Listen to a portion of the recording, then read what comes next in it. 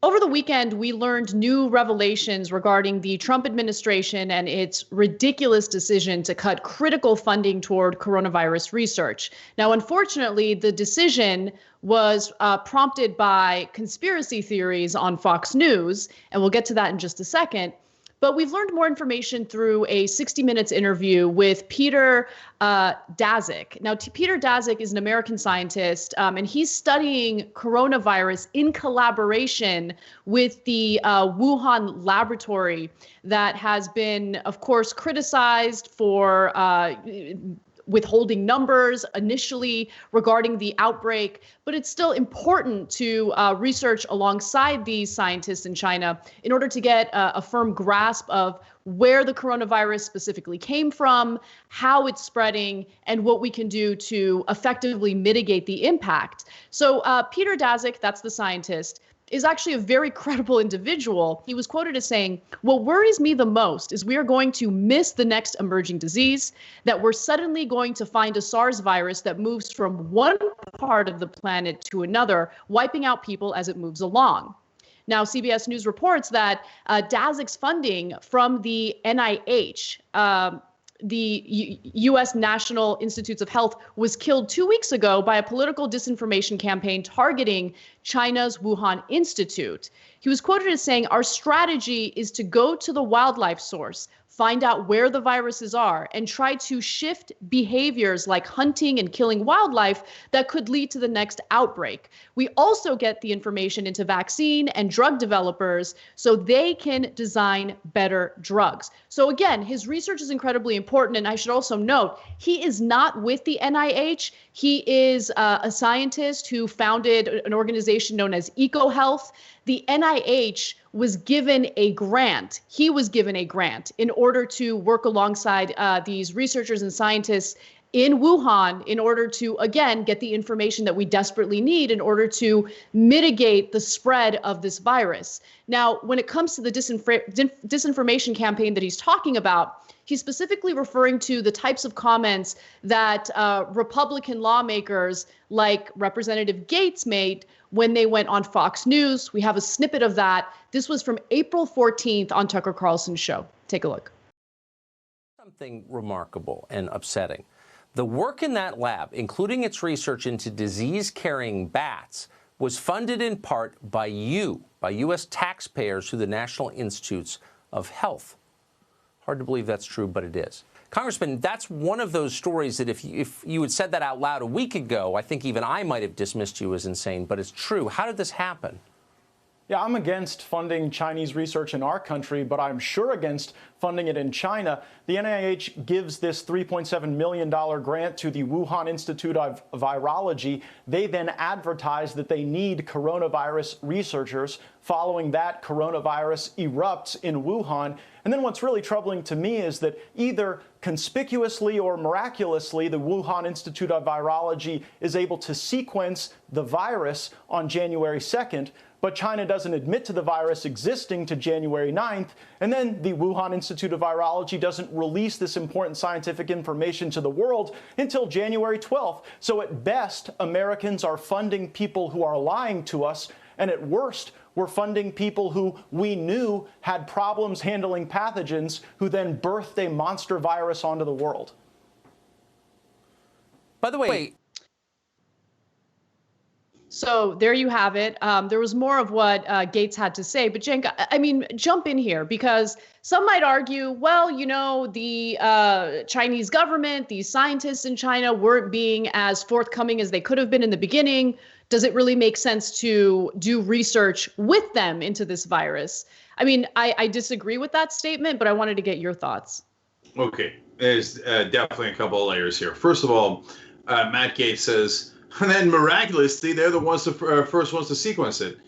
That's not at all miraculous, because they were the ones studying different kinds of coronaviruses, and they're the ones, along with the scientists that is from America, the one that got the funding cut off, in the quote that Anna read you a little while ago, said back in 2003, 17 years ago, there will be a worldwide pandemic. It will jump from place to place, and we're trying to study it. So our answer isn't holy cow, these guys were on top of it. They've been studying this for decades. And when I say these guys, I mean the scientists. So the American scientists involved here, NIH for doing the grant, and the Chinese scientists in the lab in Wuhan as well. Instead of saying, oh my God, they've been studying this for decades, that was so prescient of them.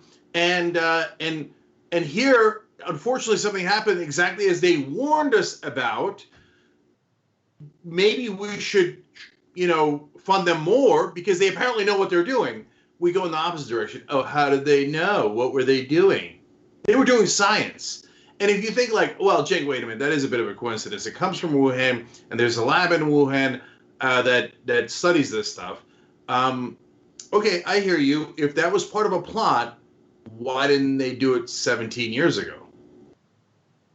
So they've been studying this for all of this time because they know that it jumps from wild animals, and there are rural areas both there and in other places where people hunt, and then they wind up getting a disease from an animal that you wouldn't necessarily normally eat. Bats is the number one thing that this American scientist was studying. It looks like it jumped from bats. By the way, it's not an accident or a coincidence that he's studying bats, because a lot of the coronaviruses jump from bats. They already know that. You know why? Because they're scientists. They're not idiot pundits like Tucker Carlson and idiot conspiracy theorists like Matt Gaetz, who wind up becoming United States congressman. Right, exactly. And I also think it's important to understand the mindset of the executive branch as they were deciding to fund this research, and how dramatically their perspective changed just based on the conspiracy theories that you hear on, these dishonest outlets like Fox News. So as CBS News clearly states, the grant was to Peter Daszak's U.S.-based EcoHealth Alliance for Disease Prevention. It does throughout the world. His work was considered so important that last year the grant was reauthorized and increased by the Trump administration. So clearly the Trump administration had a great deal of trust in Peter Daszak's research and work. And then all of a sudden, after you hear these ridiculous conspiracy theories by conservatives on Fox News, they take that grant money away. And Daszak was quoted as saying, I can't just show up to China and say, hi, I want to work on your viruses. I have to do this through the correct channels. So what we do is we talk to NIH, and they approve the people we can work with in China. And that happened. And our collaboration with Wuhan was pre-approved by NIH. And so what did the Trump administration say when it came to revoking that incredibly important funding? Daszak says they said it was canceled for convenience and it doesn't fit within the scope of NIH's priorities right now. How is this not a priority right now? And then he said, this grant received an incredibly high priority score. It was in the top 3% of grants they reviewed, and that's unusual. So all it takes is a misinformation campaign on Fox, and that's it. Trump's stupid administration, and I say stupid because their actions here are stupid, decide to take the resources away from this, again, important research. The other way they could have handled this is, man, the NIH nailed it. They put this in the top 3% of their priorities before it broke out. And it turns out they were so right in prioritizing it that way. And lucky us, we've already spent a good deal of money studying this virus, which makes it easier to track. And that's why it was tracked fairly quickly. Now, unfortunately, that hasn't helped yet in coming up with a vaccine, et cetera. But it always helps scientists working on those things. And so great job by the NIH is actually a real story, and the one that could have been told if this funding wasn't pulled because of a conspiracy theory. That we could have actually given the Trump administration some credit for that.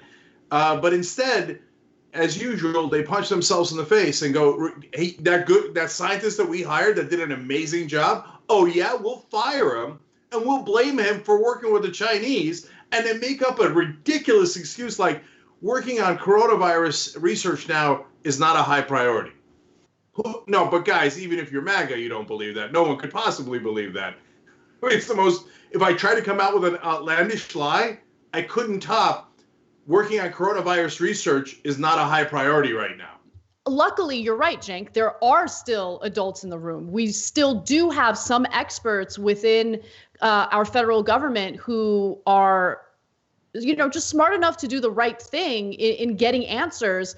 But what I've noticed is over and over again, you have their work either being hindered or being like thrown out the window altogether because of these like bad faith, dishonest actors like Matt Gaetz, like Tucker Carlson.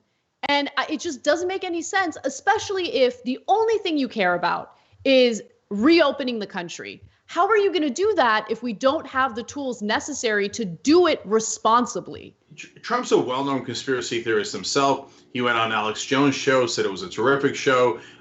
He was the one who pushed the birther conspiracy in the first place. It's not at all surprising that he immediately believes an outlandish theory like this. Mike Pompeo has talked about how this might have come out of a Wuhan lab. So we have the top echelons of the United States government pushing a wild conspiracy theory, and one that isn't just like a curiosity, but that is directly relevant to the biggest health crisis of our lifetimes. And instead of applauding and encouraging the scientists working on research to help address it, they're taking away their funding and pushing Alex Jones-like conspiracy theories instead.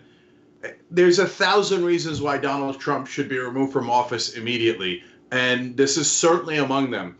We cannot normalize how absurd, ridiculous, unintelligent, and conspiratorial these people are, and they lead the country. Thanks for watching The Young Turks. Really appreciate it. Another way to show support is through YouTube memberships. You'll get to interact with us more. There's live chat emojis, badges. You've got emojis of me, Anna, John, JR. So those are super fun. But you also get playback of our exclusive member-only shows and specials right after they air. So all of that, all you gotta do is click that join button right underneath the video. Thank you.